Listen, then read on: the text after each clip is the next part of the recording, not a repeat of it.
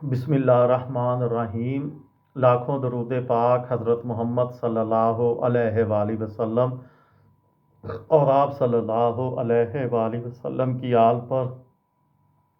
السلام علیکم، میرا نام افتخار احمد ہے اور آپ میرا یوٹیوب چینل نالج دیکھ رہے ہیں۔ گمشدہ بریف کیس، خون کے دھبے اور کھوجیوں کی خدمات، سلطان راہی کا قتل سازش تھی یا ڈکیتی کی واردات؟ اس سلسلے میں آج کی ویڈیو کا عنوان ہے میرے منہ سے بے اختیار نکلا پھر تو میں ہی مر گیا۔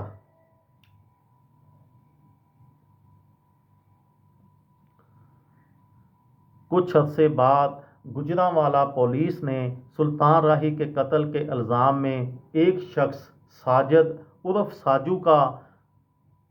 ساجو کانا کو پولیس مقابلے میں ہلاک کرنے کا دعویٰ کیا۔ ساجد کا تعلق گاؤں مدو خلیل سے تھا،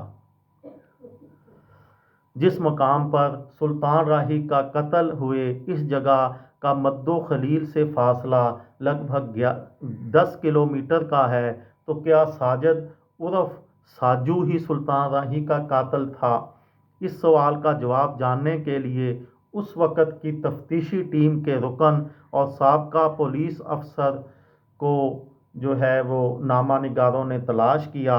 سلطان راہی قتل کیس کی تحقیقات کے لیے پولیس کے سینئر افسران پر مشتمل 3 رکنی ٹیم بنائی گئی تھی، جس کے 2 ممبران ملک طاہر محمود اور شاہد محبوب خان SSP بننے کے بعد پولیس سروس سے ریٹائرڈ ہوئے اور وفات پا چکے ہیں۔ اس ٹیم کے تیسرے رکن راشد محمود سندھو تھے، جو اس وقت تھانہ صدر کے SHO تھے۔ اسی تھانے کی حدود میں سلطان راہی کے قتل کا واقعہ پیش آیا تھا۔ راشد محمود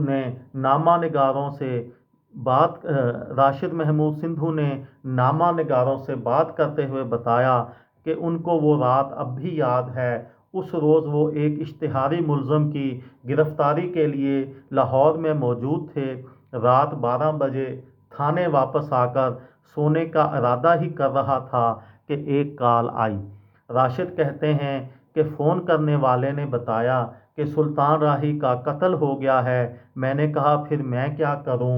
کال کرنے والے نے جب یہ کہا کہ یہ قتل آپ کے تھانے کی حدود میں ہوا ہے تو میرے منہ سے بے اختیار نکلا پھر تو سمجھو میں ہی مر گیا۔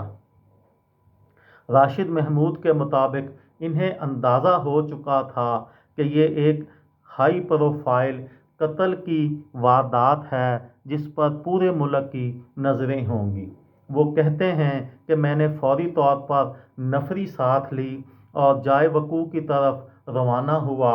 راشد کے مطابق وہ اس مقام پر پہنچنے والے پہلے پولیس افسر تھے۔ وہ کہتے ہیں میرے بعد وہاں SP سٹی میاں جاوید اسلام پہنچے اور پھر کچھ ہی منٹوں بعد افسران کی لائنیں لگ گئیں۔ چونکہ یہ ایک ہائی پروفائل قتل تھا تو اس کا جلد سراغ لگایا جانا ایک چیلنج تھا۔ یہ تھی میری آج کی ویڈیو۔ کسی دوست کو، کسی بھائی کو، کسی بہن کو فائدہ ہو تو مجھے دعاؤں میں یاد رکھیے گا۔ دل دل پاکستان، جان جان پاکستان۔ السلام علیکم۔